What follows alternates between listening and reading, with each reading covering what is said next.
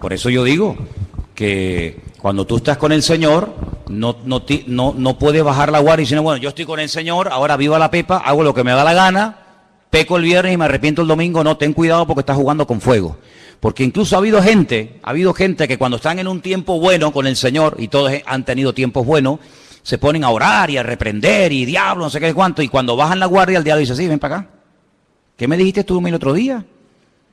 Entonces, ha habido gente que se ha hecho el gallito, que no llevan una vida de santidad, de orden, de espiritualidad, sino que bueno, se emocionaron y diablo, te echo fuera, pues, y después a los 2 o 3 meses o semanas o días o lo que sea, ni ora, ni se congrega, ni lee la palabra, bajó la guardia, es una vida fría, una vida sin compromiso, sin santidad, y después uno dice, fíjate tú, que hasta llegó a predicar,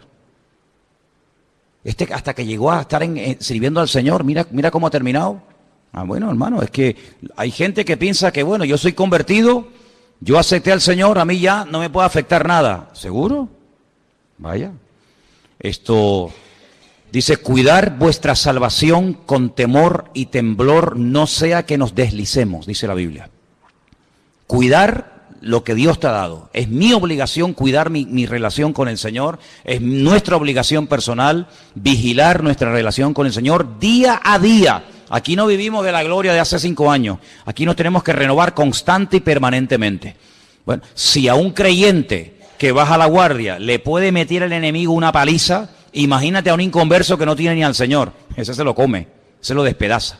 Pero no significa que porque seamos creyentes, el enemigo ya no se mete con nosotros. De hecho, la pregunta es, ¿quién es la persona que más en santidad y en orden ha vivido de todos los tiempos? El Señor Jesucristo. ¿Y el diablo se metía con él? Hombre, es decir, que por ser creyente, por ser cristiano, el enemigo ya no intenta atacarnos, destruirnos, debilitarnos, enfermar. Por supuesto que sí. Si tentó y se atrevió a ir al Señor, ¿cuánto más a los hijos del Señor? Por lo tanto, aquí no podemos bajar la guardia en ningún momento, sino todo lo contrario. Y si tuviste antes de conocer al Señor, si tú tuviste antes de conocer al Señor ciertos y determinados problemas de tipo espiritual, ándate con ojo, porque cuando una persona baja la guardia, en lo primero que cae es en aquello que te dominó. Por eso dice la Biblia, el que piense estar firme, mire que no caiga. ¿Qué me estaban preguntando por ahí? Pero tienes que hablar fuerte porque la gente quiere escuchar. Rápido, Luis. Y el demonio se apodera de cualquier persona, incluso tampoco. Incluso la que esté en el Señor. No. O sea, simplemente tú puedes sentir la arremetida del diablo, pero también puedes pedirle socorro al Señor. Hombre, eso por supuesto. Para un no cristiano. Vale, respondo a la pregunta. Un cristiano no puede estar poseído por demonios. Aquí en esta iglesia no creemos esto. Hay iglesias evangélicas que sí, Hay iglesias evangélicas que creen que los cristianos pueden estar endemoniados. Nosotros no compartimos esa enseñanza. Nosotros creemos que o estás o no estás en Cristo. No, yo tengo el Señor, pero bueno, puedo tener 2 o 3 demonios por ahí escondidos. No, aquí no creemos en esas vainas. Aquí creemos que la obra del Señor es completa, total y absoluta. Ay, es que yo tengo depresiones. ¿Y eso qué significa? Todo el del deprimido tiene demonios. No mezclemos una cosa con otra. Cuando el demonio, cuando espíritus malos atormentan a una persona es porque esa persona no tiene la protección del Señor, porque si la tuviera el diablo ni le toca. Un momentito, el diablo ni le toca. Entonces nosotros creemos que somos el templo del Espíritu Santo de Dios, que el Señor mora en nosotros y que el ángel del Señor acampa alrededor de los que le temen y los defiende. Ahora bien, eso no significa de que cuando yo me convierto el Señor anula mi voluntad. A mí no me ha anulado a nadie. Mi voluntad sigue estando ahí. Que yo la haya sometido al Señor, eso es otra cosa. Eso es otra cosa. Que yo no quiera pecar es otra cosa. Pero que yo puedo pecar cuando quiera, no te quepa la menor duda. Lo que pasa es que no quiero. Pero el Señor no, la conversión no es anular la voluntad y robotizarte. Ya no puedes pecar. Como eres cristiano, ¿cómo? Que no puedo pecar. ¿Y a ti quién te ha dicho que yo no puedo pecar? Una cosa es que no pueda pecar y otra cosa es que no quiera. Es muy diferente. Entonces, el creyente no tiene que tener el temor de decir, ay, es que el diablo nos puede tentar. Claro, también tentó a Cristo. Decía Pablo, orad porque no ignoramos sus maquinaciones. El diablo puede ponernos impedimento, puede hacer. Pero no te olvides que todo lo que el diablo hace, primero le tiene que pedir permiso al Señor. Si el Señor se lo da, Él puede venir a mí a tentarme. Él puede venir a mí a complicarme un poco la existencia. Y por eso tenemos que orar al Señor. Pero un cristiano no tiene la mitad de Cristo y la mitad del enemigo. No, somos libres totalmente. Ninguna condenación hay para los que están en Cristo. Si estamos en el Señor, no queda ninguna... Vamos a ver, pueden haber a veces actitudes, pueden haber a veces cosas que tú no hayas terminado de entregarle al Señor. Puede haber áreas de tu vida en las que tú no has crecido, tú no has madurado como persona, pero eso no significa de que tú estés endemoniado. Esas son cosas muy diferentes. Ser endemoniado es que el diablo controla tu vida, tu salida, tu entrada, tus pensamientos, tus emociones, el levantarte, el acostarte, el comer, el respirar. El diablo controla, está ahí adentro. Pero si el Señor lo expulsó de nuestra vida, ahora somos libres, hemos pasado de muerte a vida, mientras nos mantengamos firmes y bien parados en el Señor, yo estoy protegido por la mano del Señor. No es que hay santeros y curanderos, a mí como si hay lo que quieran, no nos pueden tocar mientras estemos bien agarrados a Cristo. Baja la guardia y ponte a hacer el tonto para que veas cómo el enemigo te mete una sacudida que no te la vas a creer ni tú. Pero nosotros estamos seguros en el Señor. El enemigo no viene y, bueno, hermano, vamos a orar ahora para, como hay iglesias que tienen un culto a la semana, son 4 gatos, y todas las semanas oran para echar los demonios de la vida de esos creyentes. La semana siguiente, hermanos, pasen adelante para orar, para echarles, pero vamos a ver, ¿salieron o no salieron? Eso es una vida de temor, y el Señor no nos ha llamado a temor. El Señor nos ha llamado a tener el gozo de la salvación, y somos libres, hermanos, somos libres en Cristo. Yo no tengo que tener miedo. Oye, es que un día estoy desanimado. Bueno, ¿y qué? ¿Ahora qué pasa? Que el diablo entró en mi vida. ¿Pero qué dice, mijo? Cristo dijo un día, hoy mi alma está triste, yo estoy triste hoy. Y lo dijo el Señor. Entonces, no. Oye, hay circunstancias, chicos, hay momentos. Tú te vas a enterrar a un padre, a una madre, a una hija, a un amigo, al cementerio, y no te pones allá a remolinear. Hay un dolor en tu corazón, no somos de mármol, no somos de piedra, pero eso no significa de que el diablo ya se apoderó de mi vida, en absoluto, en absoluto.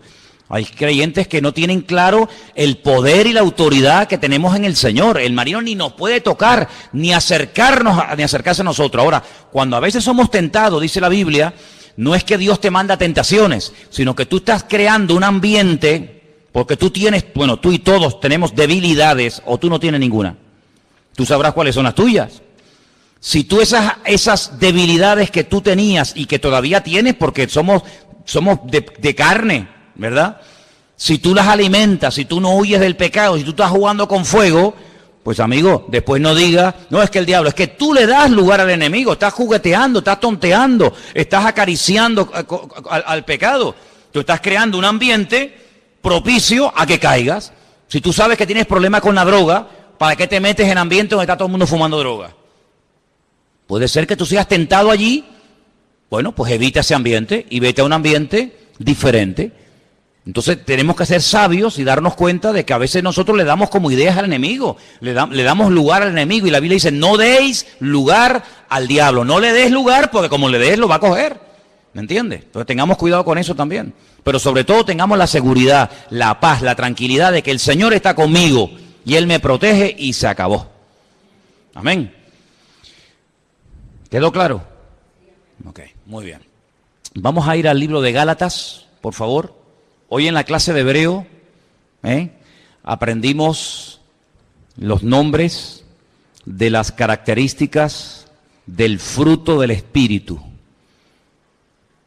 Tengo una Biblia en hebreo y la palabra fruta o fruto es peri, y en plural es perot. Y me llama la atención de que está siempre el tema en singular. Siempre está en singular. El fruto, no los frutos, sino el fruto del Espíritu es. Estoy en Gálatas 5:22. Y ahora dice amor, gozo, paz, paciencia, benignidad, bondad, fe, mansedumbre, templanza. Contra tales cosas no hay ley. En medio de una lista terrible que ahora vamos a leer también, el apóstol Pablo hace un alto en el camino, abre un paréntesis, hermanos. Esto es lo que se tiene que manifestar en la vida de un hijo de Dios. Esto es lo que se tiene que notar en la medida en que vamos creciendo, en la medida en que vamos madurando. Esto es un fruto. Hermano, el fruto no crece de la noche a la mañana. Usted planta un árbol hoy y mañana no puede estar disfrutando del fruto. Tiene que esperar, tiene que abonar, tiene que estar años a veces esperando a que llegue el fruto. Y en la vida del cristiano exactamente igual. La salvación es así, instantánea. Usted no se va salvando poco a poco. Usted dice, bueno, ¿usted quiere aceptar al Señor? Sí, bueno, vamos a hacer una oración, vamos a orar por usted, guiarlo en una sencilla oración de arrepentimiento, pero mañana tiene que venir, porque usted se salvó un poquito. Mañana vamos a salvarle otro trocito. Y pasado, no, usted se salva sí o sí. El Señor no le dijo al ladrón en la cruz, bueno, no sé qué hacer contigo, porque... No, hoy estarás conmigo en el paraíso. La conversión es instantánea e inmediata. ¿Cuántos dicen amén? Usted pide perdón de sus pecados al Señor. Supongamos que usted le pide perdón al Señor por 3 pecados. ¿Cuánto les perdona si usted pide perdón al Señor? ¿Los 3? Ya está, no hay ni más ni menos. Pero el fruto no es instantáneo. El fruto es progresivo. En la medida en que usted vaya creciendo, acercándose al Señor. Pero vamos a leer a partir del versículo 16 para que usted vea qué interesante la diferencia entre lo que la Biblia llama la carne y el fruto del Espíritu. Verso 16 dice, digo pues, andad en el Espíritu y no satisfagáis los deseos de la carne. Ahora, hermano, ninguna carta del Nuevo Testamento fue escrita en conversos. Todas las cartas que el apóstol Pablo, que Juan, que Santiago, que Pedro escribió, fueron escritas a gente, digamos, convertida, cristiana. Gente que ya había nacido de nuevo, que había experimentado un encuentro con Cristo. A esos creyentes, a una iglesia que estaba en Galacia, Pablo le dice, hermanos, andad en el Espíritu y no satisfagáis los deseos de la carne. ¿Te das cuenta? Usted puede ser cristiano, pero usted si quiere puede darle de comer a la carne. Usted puede llamarse cristiano, venir a la iglesia, orar, leer la Biblia, estudiar la palabra, pero por otra parte, usted puede estar, como decimos, engodando al enemigo, dándole carne o dándole alimento a la carne, y por eso se produce muchas veces en la vida de muchos creyentes como algo, un desequilibrio. Por una parte parece muy espiritual, que ama mucho al Señor, pero por otra parte parece un demonio. Por una parte lo ves alabando al Señor y en los 10 minutos lo ves pegándole una trompada al que está en la esquina y gritándole al vecino. Y dice, pero ¿cómo puede ser esto? ¿Cómo puede ser esto? Estas cosas raras. Ahora, no te sorprendas, porque esto no es nada nuevo.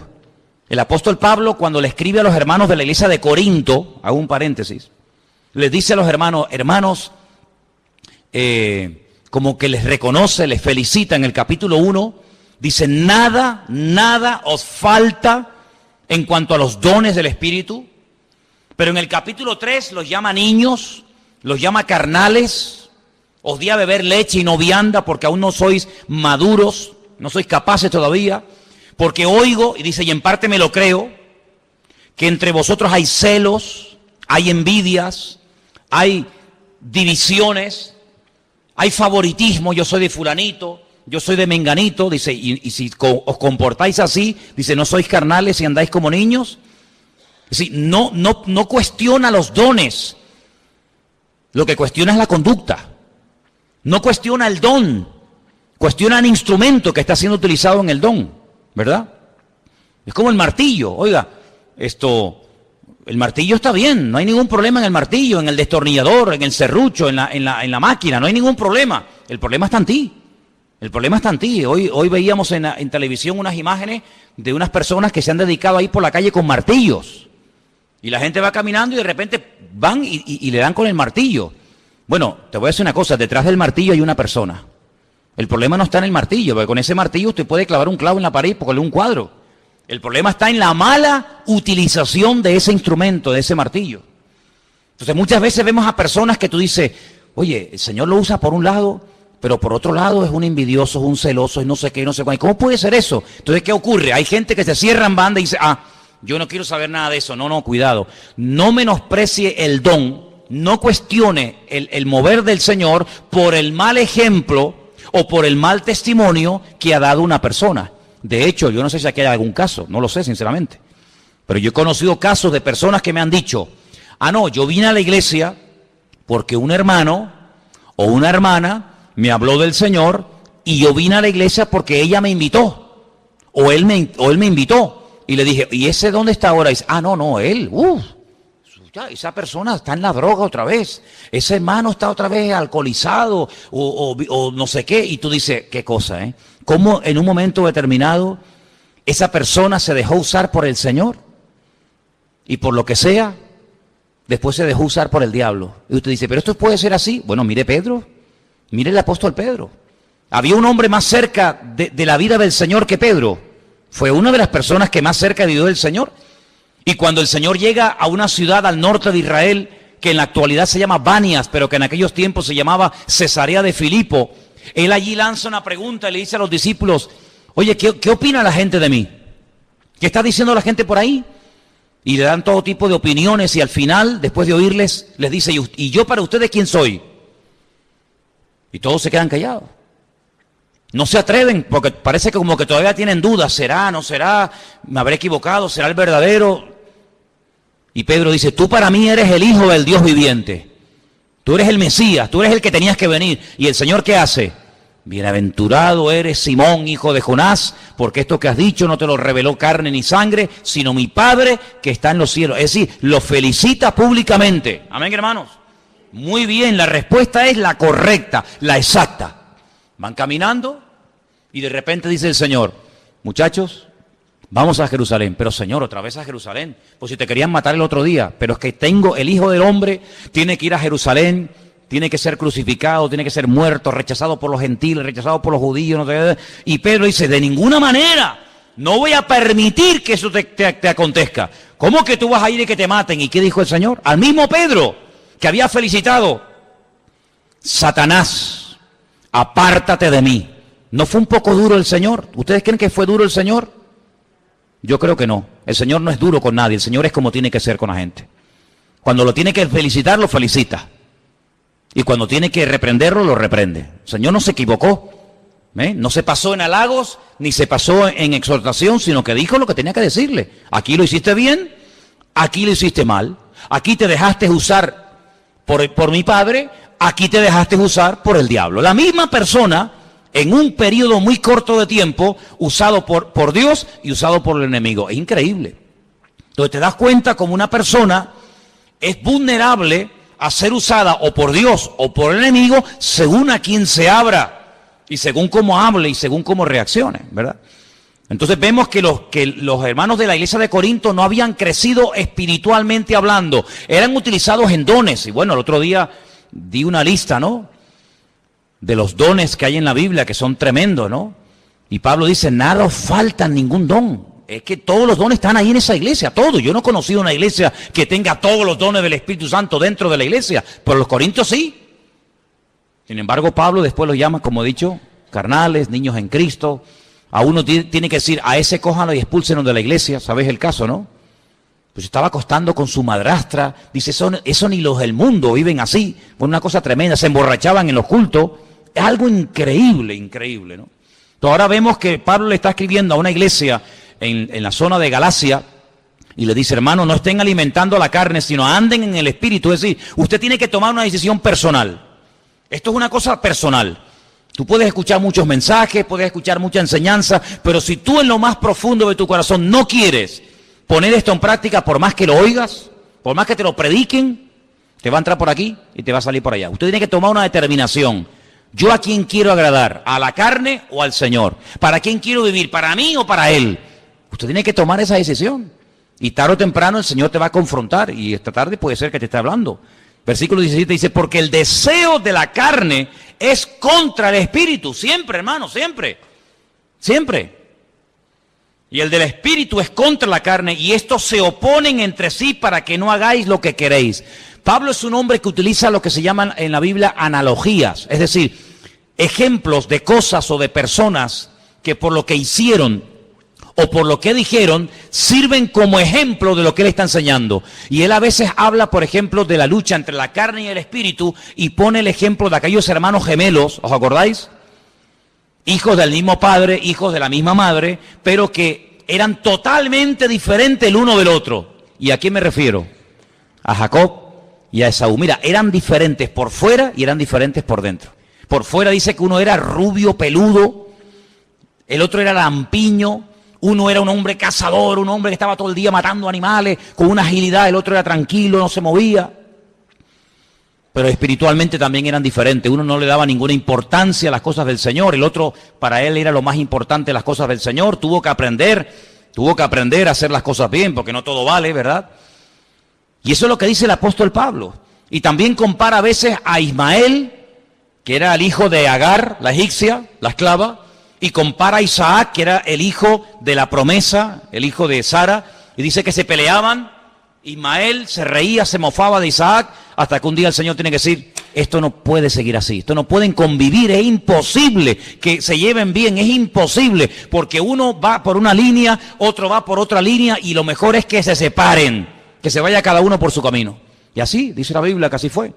Ismael fue expulsado de la casa junto con su madre Agar, y de ahí vienen muchas naciones árabes hasta el día de hoy. El Señor le puso como un sello, Ismael, hombre fiero, hombre indomable, todos contra él y él contra todos. Así son hasta hoy en día los árabes.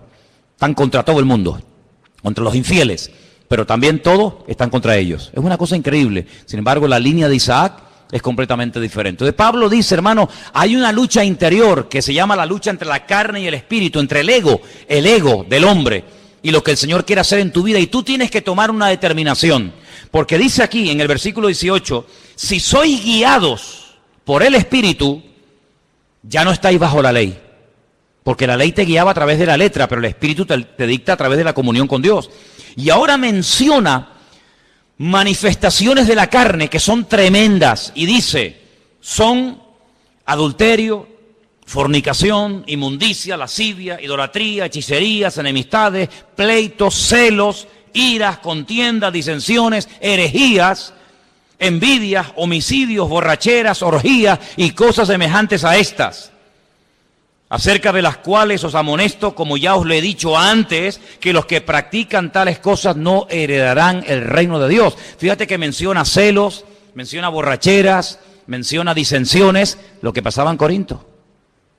Es decir, que cuando en Corinto se peleaban los hermanos, cuando en Corinto había mal testimonio, ¿qué es lo que estaba pasando? Le estaban dando lugar a la carne. Y en tu vida mismo, tú en tu vida, si eres sincero contigo misma, ¿cuántas veces el Señor te ha usado? Un montón de veces, ¿sí o no? Hablándole a una persona, orando por alguien, dándole un buen consejo, dándole ánimo. ¿Cuántas veces el Señor te habrá usado y a veces ni te has dado cuenta, muchacha? Pero ¿cuántas veces, sin darte cuenta, vamos a decirlo así, te habrá podido utilizar el enemigo? ¿O no? No, a mí no. A ti no. Ya. Tú eres doña, tú eres don. Podemos ser utilizados por el Señor cuantas veces queramos y a veces de formas maravillosas, pero también a veces podemos ser utilizados por el enemigo. Otra forma de hablar, otra forma de comportarnos, quejándonos, lamentándonos, criticando, ¿verdad? Despotricando contra el Señor, contra el mundo, creyendo que el Señor nos tiene olvidados, que no nos atiende, que no nos trata como merecemos, que no responde a nuestras oraciones, que se lo he pedido 50 veces y parece que pasa de mí, no me hace ni caso. Y esas actitudes las podemos cultivar y al final le está dando lugar ¿a qué? A la carne. Y dice que los que piensan en las cosas de la carne, pues eso produce muerte. Pero los que piensan en las cosas del Espíritu, eso trae vida, eso trae restauración a nuestra vida. Entonces lo que se tiene que notar en nuestra vida es que la carne va muriendo, pero que el Espíritu, el fruto del Espíritu se va manifestando. Y yo te pregunto esta tarde, y todos deberíamos de preguntarnos, ¿estas 9 características del fruto del Espíritu se notan en tu vida? Claro, esto es una cosa curiosa porque ponía el ejemplo esta tarde en la clase de que, imagínate, tú coges una mandarina y hay muchos, ¿cómo se llama? Gajitos de esto, ¿no? Imagínate que tuviera 9, abres una mandarina y hay 9 gajitos, y pruebas uno y uno sabe a la mandarina, otro sabe a pera, otro sabe a melón, otro sabe a uva, otro sabe a sandía. ¿Cómo puede ser que un fruto sepa de 9 formas diferentes? Esa es la forma como el Señor obra en tu vida. Pero lo que está bien claro es que estas características se tienen que notar en nosotros. Cada vez tenemos que tener más paciencia. Y sabes, veíamos hoy en la clase de hebreo cómo se llaman a estas características. Y cuando llegamos a la palabra paciencia, una de las expresiones que usa es Orej Ruach. Orej es oreja, oído. Ruach es espíritu. Es decir, que relaciona la paciencia. Fíjate qué cosa tan curiosa, cómo en hebreo a la paciencia se la relaciona con el espíritu. como el que oye al Espíritu, sería una traducción más o menos literal, ¿no? Ruach, o Ores Ruach, el que oye al Espíritu, eso lo llaman paciencia en la Biblia. Es decir, que no se puede tener paciencia aunque uno quiera tenerla, ni se puede tener amor aunque uno quiera tenerlo, ni se puede tener misericordia, ni se puede tener bondad, ni se puede tener fe, sino que es algo que el Señor hace en nuestra vida cuando verdaderamente nos rendimos a Él. Si no, yo voy a tener paciencia, voy a proponerme tener paciencia, y es cuando menos paciencia tiene uno. Porque esto no es algo que yo puedo producir. Usted puede producir paciencia. A ver, dime cómo. ¿Cómo viene la paciencia? ¿Dónde se compra eso? ¿No dice que viene por las pruebas? Luego, si quieres tener mucha paciencia, ni se te ocurra pedirla. Porque como se te ocurra pedir paciencia, te van a venir un montón de pruebas encima para ver si verdaderamente tienes paciencia. Entonces, mejor no pidas eso, deja que venga sola. ¿Cuánta fe podemos tener, aunque nos propongamos tener fe? Hermano, esto es aprender a depender del Señor. Y es una de las cosas que la gente no quiere, porque la gente siempre que tiene por delante, no, yo puedo, y yo tal, y yo no sé qué. Entonces, cuando tú les oyes hablar, dice, ¿yo qué, mi hijo? ¿Saben por qué hay poca gente que se convierte?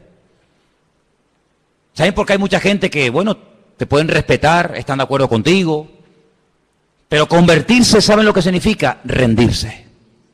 Decir, yo estoy equivocado, no es con mi fuerza de voluntad, no es con mi experiencia en la vida, no es con mis títulos colgados en la pared, sino que yo muero para que verdaderamente Cristo pueda desarrollar su vida a través de mi vida. ¿Y quién quiere morir? Nadie. Nadie quiere morir. Cuanto más años pasan, por eso qué bonito cuando un joven se convierte. Porque es mucho más difícil que una persona con muchos años a veces reconozca que muchas de las cosas que ha hecho en la vida no le han servido para nada. ¿Y esto qué es? Un palo a tu ego como hombre, un palo a tu ego como persona. Decir, ¿cómo? ¿Que no ha servido nada a mis misas y mis sacrificios? Pues no, eso es lo que la Biblia llama obras muertas. Cuando uno está empezando en la vida está como más tiernito, ¿no? Es más moldeable, pero cuando uno ya tiene unos años y has padecido, y has ido por aquí, y has ido por allá, uno como que llega un momento que se crea como una especie de caparazón, donde tú llegas a tener una cierta confianza en tu experiencia, en tus decisiones, etcétera, etcétera, y la conversión que es un golpe en la línea de flotación, es decir, ríndete, mi hijo, separado de mí, nada podéis hacer. ¿Cuántos dicen amén? Incluso te digo más, y voy un paso más. Es mucho más fácil trabajar con un creyente recién convertido que con un creyente que lleva un montón de años convertido al Señor. Dice, ¿pero cómo puede ser eso? Claro, porque el que empieza todo es nuevo, todo es novedad, todo es bonito. Ay, sí, no me diga. El que lleva años, todo... Bueno, ya será menos. ¿no? Sin embargo, cuando nos convertimos, todo era novedad, todo era hermoso, todo era nuevo, pero cuanto más años pasan en el Señor, parece como que ya todo lo sabemos. Parece como que hemos llegado a un cierto nivel y el Señor cada día nos quiere enseñar que si no dependemos de Él, es imposible que podamos crecer en los caminos del Señor. Ahora tú imagínate cuando el Señor le dice a los discípulos, mire, si ustedes no se hacen como niños, hacerme como niño, ¿sí? Volver a ese nivel de inocencia, volver a ese nivel en el que el papá le dice, después te lo doy. Y el niño le cree. Ahora, te voy a decir una cosa, como le digas al niño que después se lo das, como no se lo des, te digo una cosa, a las mujeres y a los niños, como le hagas una promesa, no la olvidan en la vida. Los que no están casados no saben de lo que estoy hablando. Pero como tú le digas a tu mujer, no, yo mañana te llevo, yo mañana, seguro, sí, no te preocupes, yo mañana te llevo. Tú mañana no te acuerdas, te dice... Tú me dijiste que me llevaba, bueno, pero te lo dije para que te callaras, ¿no? Como le digas eso, entonces ya no cenas, amigo. ¿Me entiendes? Y como tú le digas a un niño, no, yo después te lo compro, yo después te llevo, yo después te lo doy, como no cumpla, te digo una cosa, es un daño tremendo porque pierden la credibilidad en la promesa de su padre o de su madre. Pero dice la palabra de Dios que tenemos que hacernos como niños, llegar un momento de decir, si mi Dios me dijo que Él me va a ayudar, ya está, ¿por qué? Porque mi papá, mi Dios me dijo que Él me va a ayudar y me sobran no hace falta darle explicaciones filosóficas y no hace falta decirle no, sino que tú le dijiste que después se lo das y el niño se lo cree. Así deberíamos de hacer nosotros, amén, hermanos. Tener esa inocencia de decir, Señor, si tú me has prometido sacarme de los problemas, si tú has prometido estar conmigo todos los días hasta el fin del mundo, yo te creo. Yo te creo, aunque no lo sienta, aunque no lo vea, aunque no sé qué, me da igual. Mi Señor me ha dicho que así va a ser y así lo creo. Gloria a Dios. Ni más ni menos. Pero sigo leyendo, dice verso 24. Pero los que son de Cristo han crucificado la carne con sus pasiones y con sus deseos. A la carne hay que crucificarla, no reprenderla. Siente que voy a reprender la ira, voy a reprender la impaciencia. No, eso no se reprende. Lo que hay que reprender son los demonios. Hablábamos antes de ellos.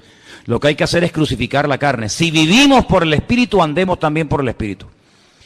No nos hagamos vanagloriosos, dice la Biblia, irritándonos unos a otros, envidiándonos unos a otros. Ahora mire qué texto tan interesante. Siempre me ha llamado la atención este texto. Hermanos, le habla a creyentes.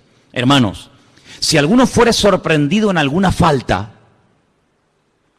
vosotros que sois espirituales, restauradle con espíritu de mansedumbre, considerándote a ti mismo, no sea que tú también seas tentado. ¿Esto qué significa? Mira, hermano, es muy fácil dar consejos a los demás. Es muy fácil, hay gente que tiene una habilidad y un don para darle consejos y decirle a los demás lo que tienen que hacer y lo que no tienen que hacer, pero luego a ellos no se dan nunca ningún consejo. ¿Se acuerdan cuando yo les dije una vez que me encontré con un señor que aquí por Tomecano me dio un estudio en 10 minutos de cómo tenían que ser los pastores? No, porque los pastores tienen que ser no sé qué, porque un pastor no puede no sé qué, porque un pastor tiene que no sé qué. Y yo así, cuando terminó el estudio bíblico, le dije, oye, ¿cómo sabes tú de la Biblia, Le inflé el ego, ¿no? Él se lo creyó, dice, sí, ¿no? Digo, qué lástima que sepas cómo tenemos que vivir los pastores y no sepas cómo tienen que vivir las ovejas. Porque si tú supieras cómo tienen que vivir las ovejas, serías un cristiano maravilloso. Dios media muerte se fue y nunca más lo volvió a ver. Claro, es que es fácil decir, no, eso no se hace. Es que tú tienes que comportarte y tú tienes que no sé qué. ¿Sabe lo que nos dice el Señor a los padres, a nosotros que somos padres? No exasperéis a vuestros hijos. Porque a veces hay padres que más que corregir y más que exhortar, lo que hacen es que exasperan. Sacan de sus casillas a los hijos. Se creen que porque ser padre ya, y pinchan y pinchan. Oye, no te pases, que ser padre y ser madre no significa que puedes estar ahí pinchando y pinchando, que también el otro en un momento determinado puede saltar. No, es que los hijos tienen que obedecer, sí, pero los padres no tienen que exasperar a los hijos. Es que la mujer tiene que someterse al marido y el marido tiene que amar y respetar a la mujer. Es que siempre tenemos el texto para el otro, pero para uno a veces como que no lo encontramos. Y en la Biblia hay versículos más para nosotros que para los demás. ¿Cuántos dicen amén? Es más, tú sabes que la Biblia dice que todo lo que el prójimo tenga delante del Señor es como una pajita, pero todo lo que uno tenga tiene que ser considerado como una viga. Así que antes de sacar la pajita del ojo ajeno, saquemos la viga en nuestro propio ojo. Eso es lo que dice el Señor, ¿verdad? Y aquí dice, si tú sorprendes, si tú sabes que hay un hermano que anda desordenadamente, que lleva una doble vida, que está en pecado, en desorden, en fin, llámalo como quieras, si tú te acercas para restaurarlo, ten cuidadito con qué espíritu, con qué actitud lo vas a restaurar, no sea que después su problema, su pecado, te salpique a ti, que es muchas veces lo que ha pasado. Ha habido gente que ha ido a hablarle a los drogadictos y al final ellos cayeron en la droga. Ha habido gente que ha ido a hablarle a una persona que ponga en orden su vida y luego el que ha destrozado su vida es aquel que fue a darle consejo al que estaba en desorden. Por lo tanto, no te metas en camisas de 11 varas. Si eres oveja, yo que he dicho muchas veces, vive como oveja. ¿Eres una chica soltera? No te comportes ni des imagen de mujer casada. ¿Eres mujer casada? No des imagen de chica soltera. ¿Eres un hombre casado? Compórtate como un hombre casado. No des impresión de que eres soltero y si eres soltero, no des impresión de que estás viviendo como hombre casado. Es decir, compórtate como lo que eres, ni más ni menos. El león se tiene que comportar como gato, no como león. Y la gallina como gallina, y el perro como perro, y el gato como gato. Y cada especie se reproduce según su especie. Y tú tienes que preguntarte delante del Señor, ¿qué soy hoy yo delante del Señor? Estoy comenzando a dar los primeros pasos. Dice, pues no te hagas maestro, no seas que recibas mayor condenación. Por eso es importante respetar las etapas, no saltarnos etapas, decir, bueno, yo estoy ahora en un tiempo de aprendizaje, en un tiempo de restauración, en un tiempo de aprender para el día de mañana, cuando Dios lo permita, yo daré. Pero Si es el tiempo de dar, no estés esperando recibir. Por lo tanto, es importante que cuando tú, entre comillas, quieras ayudar a otra persona, piensa bien dónde te vas a meter, porque la Biblia nos habla de la transmisión del Espíritu. Y quiero compartir brevemente esto. Lo comentábamos ayer en la clase de homilética, que creo que comenzamos, ayer, sí, fue ayer. Dice que Jetro, que era el suegro de Moisés, cuando llegó al campamento y vio a Moisés tan ocupado y tan atareado atendiendo a gente todo el día, porque claro, Moisés tenía casi 2 millones de personas en el desierto. Y él se levantaba bien temprano en la mañana, atendía a los viudos, a los huérfanos, al extranjero, a este que le habían robado la oveja, al otro que no sabía dónde tenía que poner la carpa, al otro que no sé. Cuando llegaba al final del día, sí, había atendido a la gente, pero imposible que un hombre pueda atender a semejante multitud. Jetro lo estuvo observando y le dijo, mira Moisés, ven para acá. Tú tienes que delegar, tú tienes que nombrar ayudantes, colaboradores, que te ayuden a llevar esta carga tan grande que Dios ha puesto sobre tus hombros. Porque por mucha gente que tú atiendas, queda más por no atender que atendido. Y dice la Biblia que la propuesta, claro, Moisés podía haber dicho, cuidadito que estás hablando con Moisés. Pero él fue humilde, él aceptó el consejo y dice que él nombró a 70 ancianos, 70 colaboradores, fueron al tabernáculo de reunión, allí se presentaron delante del Señor y literalmente la Biblia dice, y Dios tomó del espíritu de Moisés y se lo transmitió a los que iban a estar con él llevando la carga del pueblo. Es decir que estas 70 personas que iban a colaborar con Moisés no iban a hacerle la guerra, no iban a competir con él, yo predico mejor, tú predicas mejor, no, sino que iban a colaborar y a trabajar todos al unísono, con un mismo sentir y en una misma línea y con una misma meta y visión. Amén, hermanos. Porque el espíritu se transmite, hermano. Cuando tú tienes un hijo, tú le has transmitido tu genética a esa criatura. Ay, es que camina igual que el padre. Oye, es que fíjate tú de lo chiquitito que es y tiene el genio de la madre o del abuelo. Es que se transmite todo eso, ¿no? O sea, fíjate, camina igual que el padre cuando era chico. ¡Qué barbaridad! Con lo chiquitito que es que todo eso se pasa. Pero espiritualmente hablando, nos parecemos a alguien. Espiritualmente hablando, nos podemos parecer al que nos ministra, al que nos ayuda, y podemos transmitir lo bueno y lo malo. Fíjate lo que te digo. Ahora pueden entender ustedes por qué el apóstol Pablo en otra carta le escribe a un pastor y le dice, no estés poniendo con ligereza las manos sobre nadie. Porque eso de imponer las manos era algo muy sagrado, era algo para casos muy concretos, no era para ir por ahí todo el mundo imponiendo la mano. No impongas con ligereza las manos sobre nadie, ¿verdad? Y tenemos que tener en cuenta de que cuando los discípulos fueron delante del Señor a prepararle el camino, el Señor dijo una palabra interesantísima que a mí siempre me ha impactado. Y la palabra fue esta, dice, cuando ustedes vayan a una ciudad, a una casa, a una aldea, si les reciben, si les dan hospedaje, si les dan comida, si los atienden, dice, escucha, vuestra paz reposará sobre esa casa. Si no, vuestra paz se volverá a vosotros. Es decir, el Señor no dice mi paz, sino dice vuestra paz. Por estar con el Señor, ya ellos comenzaron a parecerse al Señor. Ya ellos hablaban como el Señor. De hecho, cuando Pedro dijo, no, yo no le conozco, yo no sé quién es, la criada dijo, tú eres de ellos porque tú hablas. Le dijo, ¿se acuerdan? Tú hablas como ese hombre. Por más que quieras negarlo, tú hablas como ese hombre. Se te pegó el acento, se te pegó su forma de hablar, su forma de comportarte. Por lo tanto, eso es lo que se tiene que manifestar en nuestra vida. El fruto del Espíritu, ¿qué es? Es reflejar las características de nuestro Dios, pero cuando estás pegado a Él, terminas hablando como Él, pensando como Él, sintiendo como Él, viviendo como Él. Cuando no se manifiestan las características del Espíritu, es que no te pegas tiempo con Él. Se manifiesta que, pues, tu carácter, tu personalidad, tu genio, tu bravura, tu impaciencia, tu no sé qué. Pero cuando tú estás cerca del Señor, el Señor como que calma la fiera, ¿no? ¿Sí o no?